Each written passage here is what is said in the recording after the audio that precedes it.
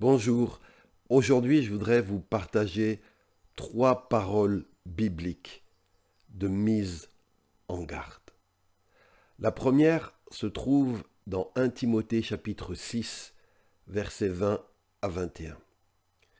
Paul écrit, je lis dans la traduction du Semeur, « Ô Timothée, garde intact ce qui t'a été confié. Évite les discours creux et les arguments de ce que l'on appelle à tort la connaissance, car ils sont contraires à la foi. Pour s'y être attachés, plusieurs se sont égarés loin de la foi. Que la grâce soit avec vous. » Ici, dans ce passage, Paul, l'apôtre Paul, le vétéran, donne un conseil à son jeune disciple, son partenaire, son collaborateur Timothée. Et il lui dit ceci, « Ô Timothée, garde intact ce qui t'a été confié. » Qu'est-ce qui a été confié à Timothée? Ce qui a été confié, c'est l'évangile de Jésus-Christ, celui fondé sur le témoignage des témoins oculaires, de ceux qui étaient vivants, qui ont accompagné Jésus dans son ministère, les apôtres, et qui ont transmis ce qu'ils ont vu, ce qu'ils ont entendu. Et aussi ce que l'apôtre Paul, qui n'était pas un contemporain de Jésus, mais qui a eu une rencontre personnelle avec Jésus-Christ, qui a été enseigné. Il dit, ce ne sont pas les êtres humains qui m'ont enseigné, mais Dieu l'a enseigné, la vérité de la foi.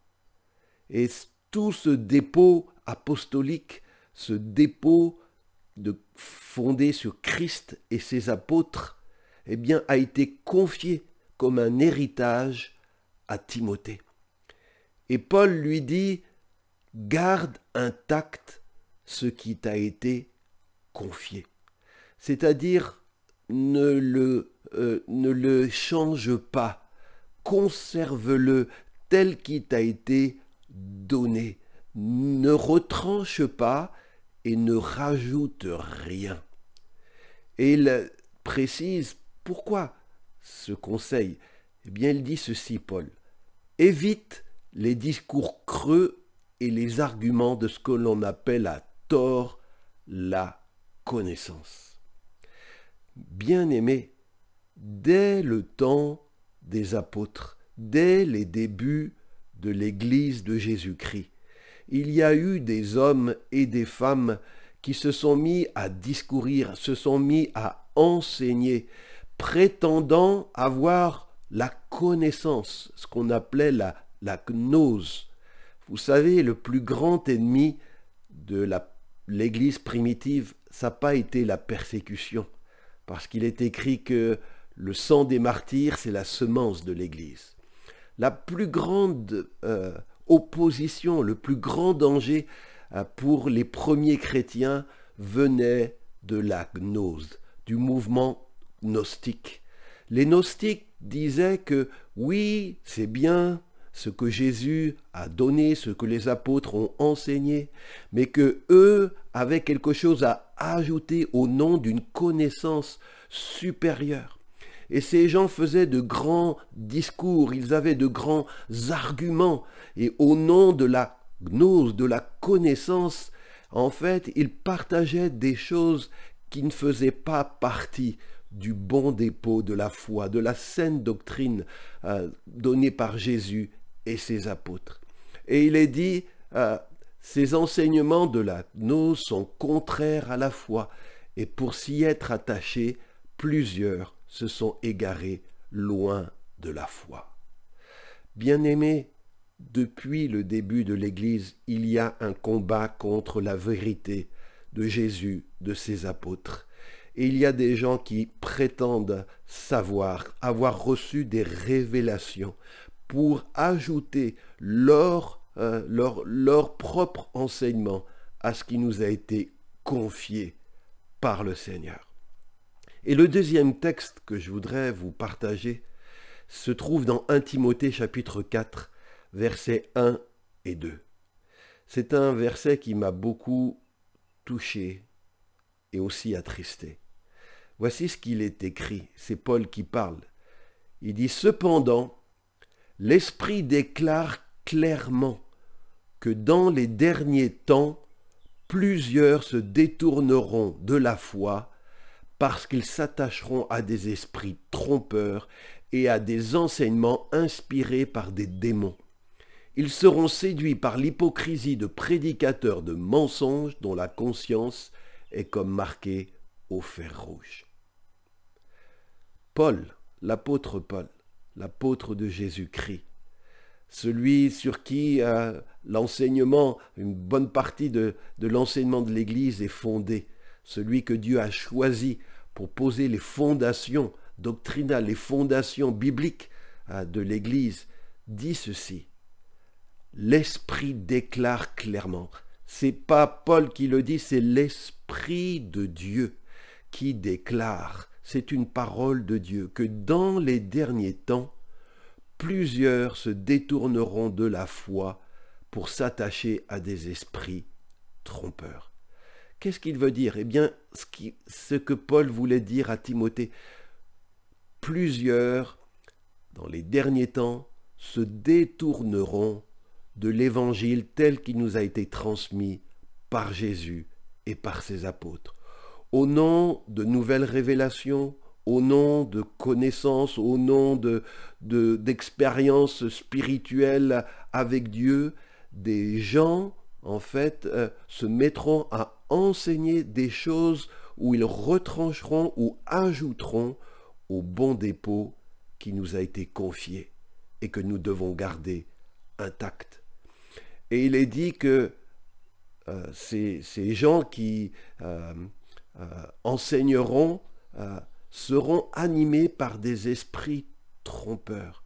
L'Esprit déclare que dans les derniers temps, et je crois que nous sommes dans les derniers temps, même depuis le début de l'Église, nous sommes dans le temps qui précède le retour du Christ, eh bien, dans les derniers temps, il est dit que des gens se détourneront de la foi en s'attachant à des esprits trompeurs, à des enseignements inspirés par les démons. Oui, le diable enseigne aussi. Les démons enseignent aussi. Ils ont aussi leur doctrine.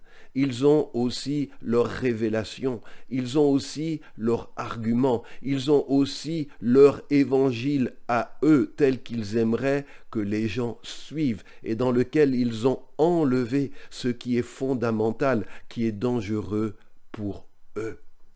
Bien-aimés, il existe des esprits trompeurs qui veulent nous détourner de la vérité et nous amener à nous attacher à des mensonges. Et vous savez, ces esprits trompeurs, pour mieux séduire, mélangent dans leur enseignement vérité et mensonge. C'est comme si tu veux faire avaler à un enfant un poison ou un médicament qui a un très mauvais goût. Tu vas l'enrober de sucreries, tu vas le plonger dans le sucre, dans le miel, pour que l'enfant, quand il prend le médicament dans sa bouche, il sent le miel et il ne se rend pas compte que dessous le miel se cache un poison ou se cache un médicament. Eh bien, le diable fait la même chose. Il enrobe ses mensonges, il enrobe ce qui est faux de vérité pour que, selon l'apparence, on a l'impression c'est bon, c'est bien, ça a l'air juste, et puis on commence à sucer le bonbon, et petit à petit, ce qui se cache dessous le sucré, le poison, commence à se diffuser dans notre corps. Bien-aimés, il est dit que ces enseignants des derniers temps séduiront les croyants. Que Dieu nous garde, comme l'apôtre Paul, que Dieu nous donne de garder intact le dépôt, que nous ne nous laissions pas séduire par la séduction de prédicateurs de mensonges, des gens qui peut-être nous en jettent plein les yeux, mais ceux qui disent ce qu'ils enseignent n'est pas conforme au bon dépôt que Jésus et ses apôtres nous ont laissés. Et il est dit que ces prédicateurs de mensonges, dont la conscience est comme marquée au fer rouge. Vous savez, à l'époque du Nouveau Testament, on marquait au fer rouge les criminels. Ça se voit pas, les prédicateurs marqués au fer rouge, mais ce sont des gens dangereux. Au niveau de Dieu, ces gens ont été marqués. Et le Seigneur nous invite à nous détourner de leur enseignement, car en fait, ils sont inspirés par des esprits trompeurs qui nous éloignent du bon dépôt de Jésus et de ses apôtres. Et le troisième et dernier texte que je voudrais vous partager, il est dans 1 Timothée chapitre 6, versets 3 à 5.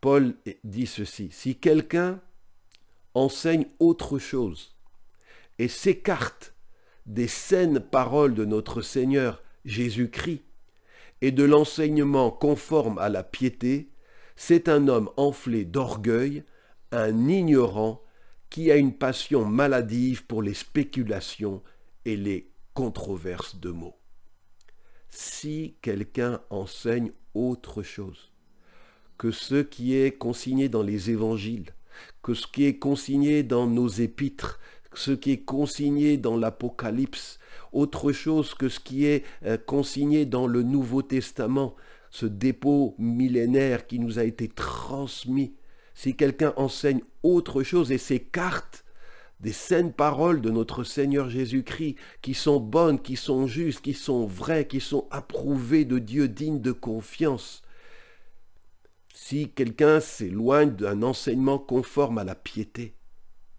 où il y a des enseignements qui font partie d'un vrai attachement à Dieu, qui nous attachent à Dieu, qui nous enracinent en Dieu, il y a des enseignements qui nous éloignent de lui.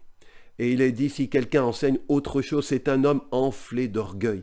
Il peut y avoir beaucoup d'orgueil, de gens qui pensent que, oui, l'Église a dit ceci, oui, les ministères ont dit ceci pendant des siècles, mais moi, j'ai une nouvelle révélation. Moi, je sais mieux qu'eux. Moi, je sais mieux que ce que 20 siècles d'Église ont discerné comme étant juste et vrai.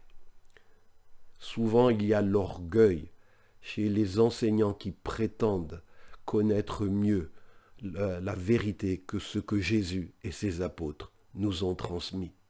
Il est dit, c'est non seulement un homme enflé d'orgueil, mais c'est un ignorant. Beaucoup de gens parlent au nom de Dieu, mais ne savent pas de quoi ils parlent. Ils ne maîtrisent pas les choses dont ils parlent. Ils n'ont pas une relation avec Dieu, la crainte de Dieu. Ils ne connaissent pas vraiment Dieu. Ils sont juste habités par des arguments, des révélations qu'ils attribuent au Saint-Esprit, mais qui viennent souvent d'esprits trompeurs. Et il dit, ils ont une passion maladive pour les spéculations et les controverses sur des mots. Oh, aujourd'hui, on a besoin de retourner à la saine doctrine de Jésus et de ses apôtres. Les chrétiens ont besoin, au lieu d'écouter toutes sortes de sottises, de relire leur Bible, de relire leur Nouveau Testament, au lieu de se nourrir juste sur Internet et surfer à droite, à gauche, de relire ce que Jésus a dit, ce que les apôtres mandatés par Jésus ont écrit. L'Église de Jésus-Christ se détourne. Les chrétiens lisent de moins en moins la parole de Dieu. Ils se nourrissent d'enseignements pris ici à droite, à gauche. On a besoin, dans les temps de la fin, si on ne veut pas être séduit et trompé, on a besoin de revenir, mon frère, ma sœur, au dépôt millénaire qui est consigné dans notre Nouveau Testament.